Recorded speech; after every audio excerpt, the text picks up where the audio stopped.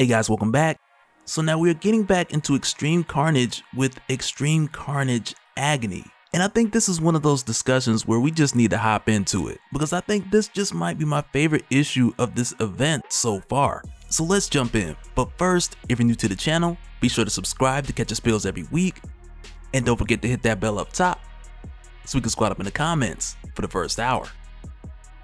Alright, so jumping back in at this point with Andy, Flash, and Toxin making their way over to DC, and with Andy and Flash doing so with just getting the revelation that Toxin is still alive, along with the update of him having a new host. But with them sharing with Toxin the recent details that Flash had got from his buddy Hank, with Hank telling them that the president is likely the next target for Crane's upcoming rally for the Friends of Humanity. And keep in mind, when Hank had initially told this to Flash, he knew that he was made, which is also what put a bit of the urgency on Flash getting down there. But what he didn't know is that he was made by Agony, who at this point is like your unknown player as far as what Flash and the others know in the case of the symbiotes who have already sided with Carnage. And so it's here where we jump in, where we actually go back weeks before the current situation, and even though we're not told how many weeks, we get a pretty good idea really quick. Because initially when we jump in with this young lady named Gemma, who's the Deputy Communications Director for Senator Crane, and right away when we jump in, we catch a gist of the work environment within Senator Crane's office, with a lot of her male colleagues addressing her as an assistant and telling her to fetch coffee, and really just completely disregarding her position as director. And really as quickly with this little flashback where we're showing Gemma, who gets the coffee anyway, and really just doing so to be nice, and perhaps too nice, but with just seeing this glimpse at some weeks back, it gives us a look into some of the things that Gemma would have to endure during her time working for Senator Crane. But then towards the end of this flashback, we follow Gemma making her way back to the office, and it's here where we get a bit of the time frame of when this was as she steps outside and the King in Black symbiote dragons are just everywhere. But as we jump to current date, it's here where we see this flashback was kind of done in a way to where Gemma's mind had wandered off and she had just thought back to this particular day, because then it's here where Arthur Crane, the son of the senator, he more or less snaps Gemma out of this flashback by not only saying her name correctly, but then also bringing her coffee the specific way that she had liked it. And really what this shows us early on with introducing us to Gemma and then showing us the dynamic between her and Arthur, who in Arthur's case we kind of knew already that he's not a jerk, but also in this case we're shown more clearly that he's not exactly in line with the way that his father runs things and the majority of the people that his father has working for him. And we'll get more into the specifics of that a little bit later. But with Arthur telling Gemma that she needs to take a break because she's overworked and underappreciated, and he insists that she steps away and does something that she enjoys in hopes of that clearing up her mind and making her feel better. And she takes that advice and she goes for a run with saying that it's something that she hasn't done in a while. But here's where we start to get into a deeper perspective of this, because at this point when we jump over to the National Mall, to where at this time it's like the day before the big rally, but then it's here where we run across Flash, Andy, and Bren, who had just made their way to DC before meeting up with Hank. And with Bren being handed one of these flyers for the rally, he then asked Flash like if people really believe this stuff, with all this talk about not just symbiotes but aliens period being a menace. But as Flash breaks it down for Bren and he tells him like how people just believe this stuff, and like as he's answering this question we get a bit of this overlap to where we then follow Gemma, who continues on her run past dark to where she eventually then runs into some muggers. But as we follow her, we also get Flash's answers to Bren at the same time where we see that Gemma is the new host of the Agony symbiote. But with the way that Flash breaks this down, he tells Bren that scared, insecure people will believe anything that makes them feel like they have control over their lives. So when the right person comes along and tells them that the future that they were promised was stolen from them, and that creates the situation to where it's easier to blame someone else rather than confront their own monsters. And eventually what this leads to is these same people with these insecurities resorting to hurting people and believing that that makes them powerful. And really it's this belief system that makes these people easy targets for the predators out there who will target these people's insecurities and pander a message to them in order to manipulate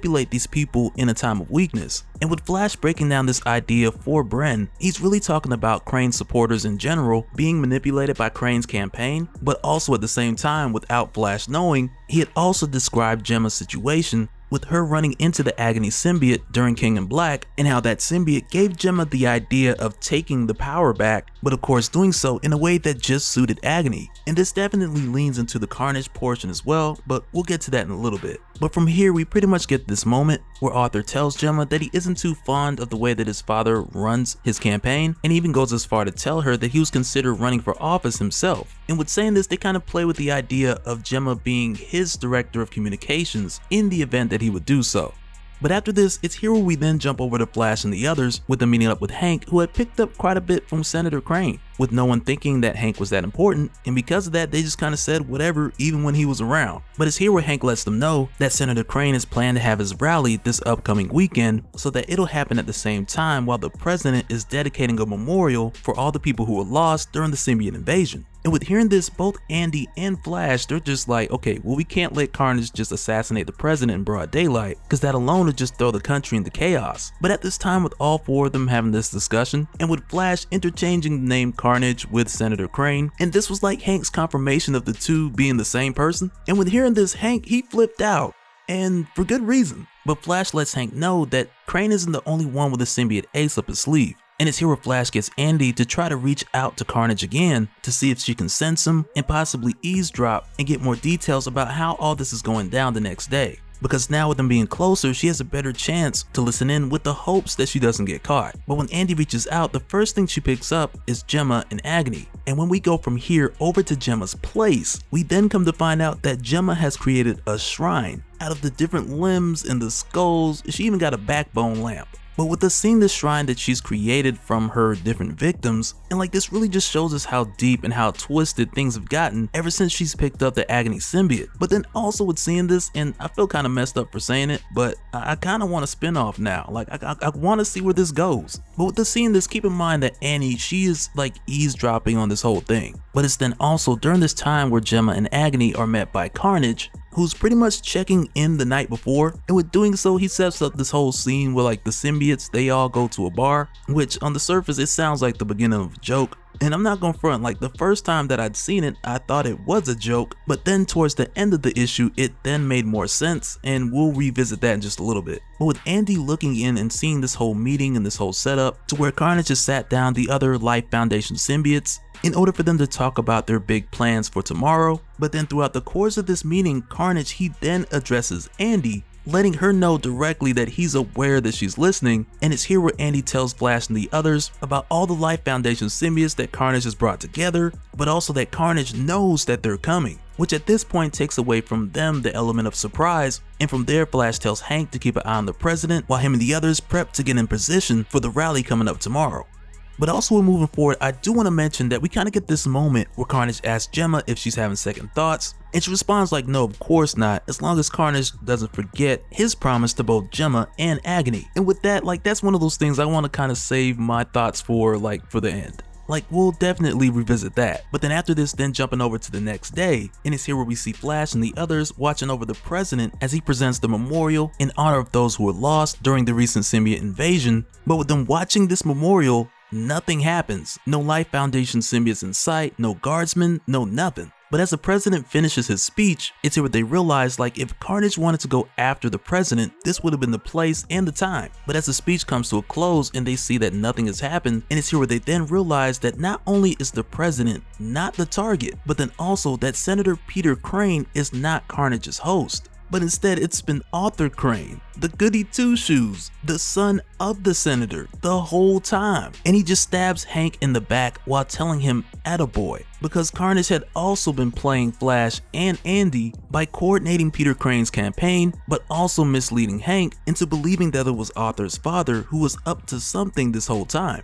And it's like, man, like that was a really good misdirect. But then to go back to what I mentioned earlier, like this was the whole point of Carnage setting up the whole bar scene with the meeting with Gemma and the other symbiotes, because as soon as Andy reached out looking for Carnage, he had already planned to set the stage to put on a show, so to speak, in order to play into Andy and Flash's fears and set them up before he revealed that his real target is Senator Peter Crane. But then also in the case of that promise that Gemma had mentioned, as far as Carnage keeping his promise to both Gemma and Agony, it really has me feeling like in that case, it's going back to what Arthur/Carnage had said when he mentioned that he doesn't like the way that his father is running things and he was thinking of running for office himself. To where in that case, it feels like Carnage was talking about both Eddie and Venom, and that somewhere along the line he had promised Gemma that when all this is said and done, that she'll be number 2 in his new kingdom. once again just kind of promising that seat of power to both Gemma and Agony. And man, like Carnage, he played everybody in this issue. And so now real quick, I want to give a special shout out to all the patrons. Thank you guys for all of your support. And for anyone who's new here who wants more information on how to support the channel, I got a link below so you can go to patreon.com/dopespill. But that'll do it for this one, guys. Let me know your thoughts down in the comments below, because man, this might be my favorite issue out of the series so far. But let me know what you guys think either down in the comments or over on Discord, and we'll do it again on the next one. Alright, later.